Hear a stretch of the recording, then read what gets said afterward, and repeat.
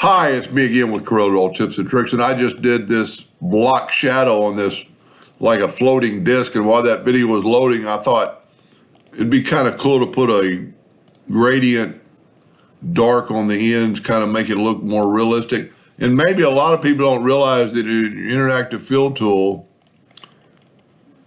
you can make it in the center, whatever color you want. So we're gonna double click and put a box there.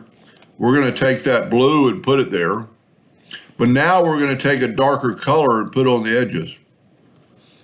And even on that side. So you're working on like both ends at the same time. And then of course you can change your light, from one side to the other. You can add more, if you think it needs a little bit more blue in the middle. You can keep adding blues and it'll get rid of the darker, make the blacks, and you can always stretch it out to make those darker areas thinner and give you a blue tint.